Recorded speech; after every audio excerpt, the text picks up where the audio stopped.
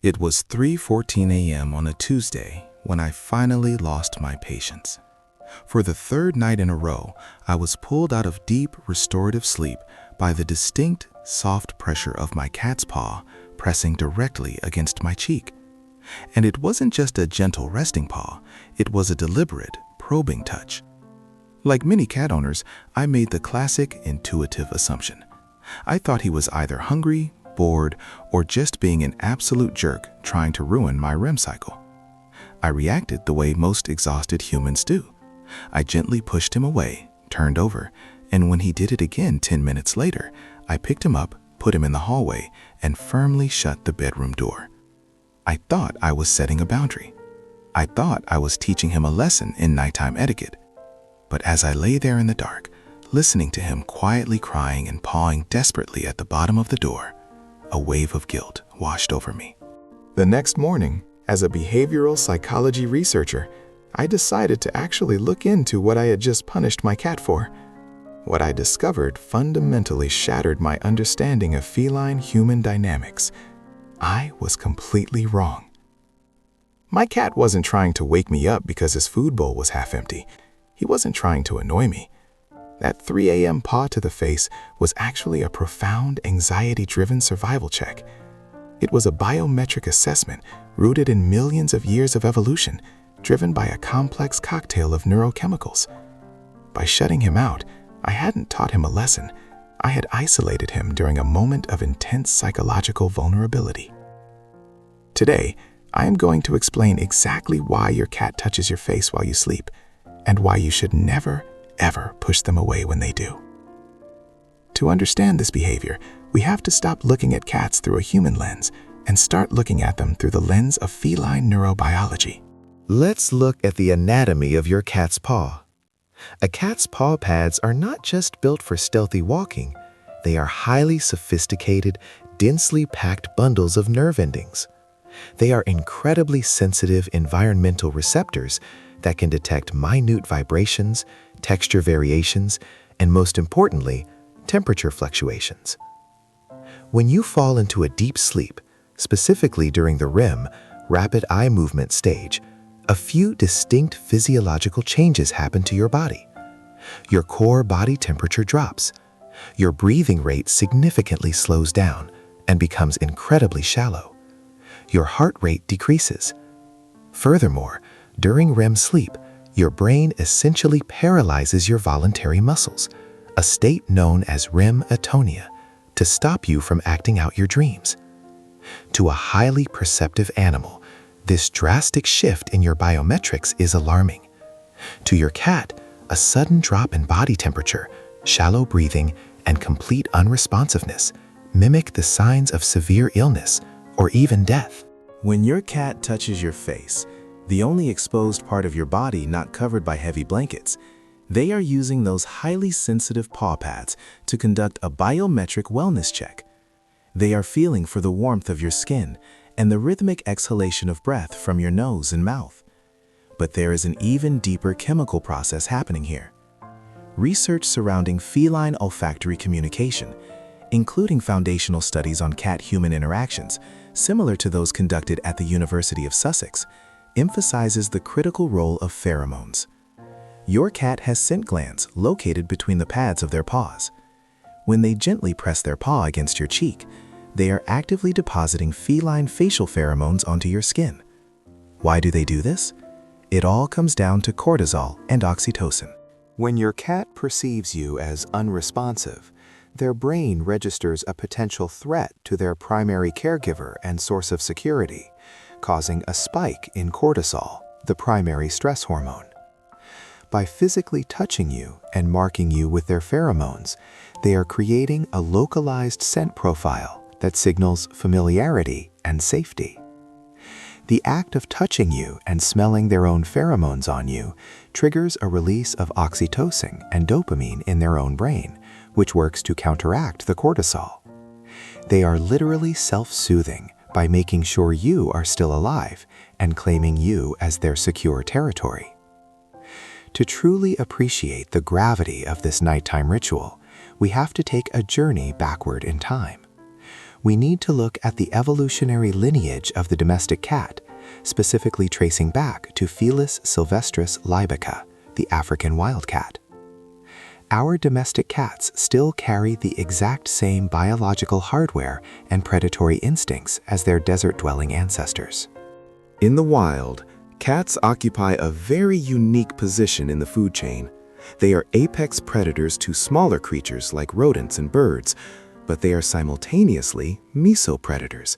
This means they are also prey to larger animals, coyotes, wolves, large birds of prey, and bigger wildcats. Because they are both hunter and hunted, the African wildcat evolved to be incredibly hypervigilant. Survival in the desert requires constant situational awareness, especially during periods of vulnerability, like sleep. In feline societies, sleeping is an incredibly dangerous activity. When feral cats or big cats in the wild form colonies or prides, they practice a form of shared vigilance. They sleep in close proximity, subtly monitoring each other's breathing and movements. If one cat is unresponsive, the security of the entire group is compromised. When you bring a cat into your home, you become their colony. You are the giant, hairless, clumsy apex predator that provides the territory's resources. But from your cat's evolutionary perspective, you are a terrible survivalist. You sleep for 8 continuous hours. You become completely unresponsive to auditory stimuli. You do not wake up when a car drives by or when the house settles. To a hyper-vigilant mesopredator, your deep human sleep is terrifyingly reckless. Therefore, when the house is dark and quiet at 3 a.m., the time when nocturnal predators are most active, your cat is on patrol. When they jump onto the bed and see you lying completely paralyzed and breathing shallowly, their ancestral DNA screams that something is wrong. The giant predator that protects the territory has gone offline. The paw to the face is a direct extension of this evolutionary depth. It is your cat stepping up to take the night watch, checking on their vulnerable colony member, and ensuring the survival of the pack. They are literally guarding your life while you are incapable of doing it yourself. So how should we react knowing this profound truth? The absolute worst thing you can do, the mistake I made, is to abruptly push them away, yell, or lock them out of the bedroom. When you banish a cat from the room after they attempt a survival check, you are skyrocketing their cortisol levels. You are telling an anxious creature that they are locked out of their core territory and separated from their primary resource, which can lead to behavioral issues like destructive scratching or inappropriate urination. Instead, we need actionable solutions based on their behavioral psychology. First, I employ what I call the 3-second acknowledgment rule. When my cat touches my face now, I do not ignore him, but I also do not engage in a full play session, which would accidentally reward the behavior with excessive attention. Instead, I briefly open my eyes, make eye contact, give him a slow blink, which in cat language translates to "I am safe and at peace," gently stroke his head once, and then go back to sleep.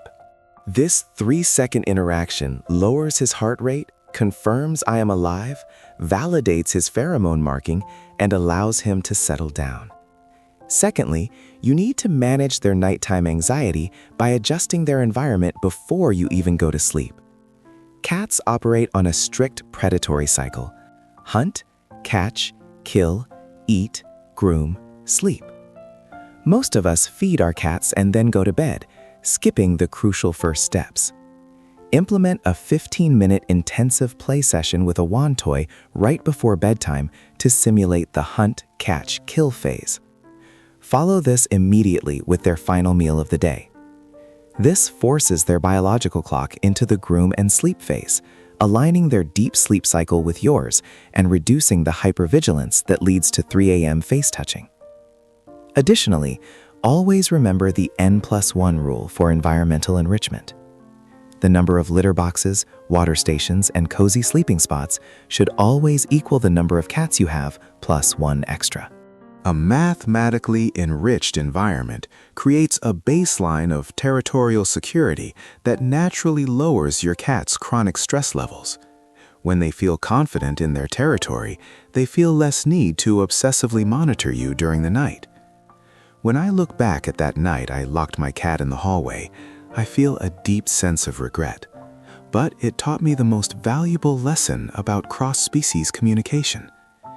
We demand that our pets assimilate into our human schedules, our human logic, and our human sleep cycles. But they are not humans. They are brilliant, complex, instinct-driven creatures who express their love in ways that sometimes look like annoyance to us. That gentle, slightly irritating paw pressing against your eyelid in the dead of night is not a demand for food. It is not an act of defiance. It is the ultimate expression of feline vulnerability and trust. It is a creature driven by millions of years of survival instincts, overriding its own comfort to check on you. It is your cat saying, in the only language its biology allows, "Are you okay? I am here. We are safe." The next time you are jolted awake by a cold paw on your warm cheek, take a deep breath. Don't push them away. Give them a slow blink. Acknowledge their watchfulness. Because in that quiet, dark moment, you are experiencing one of the purest forms of love the animal kingdom has to offer. If this psychological breakdown changed the way you view your cat's nighttime behavior, hit the subscribe button, and I want to hear from you down in the comments. What is the strangest, most specific way your cat checks on you while you sleep? Let's decode their behaviors together. Until next time, sleep well and hug your little apex predator for me.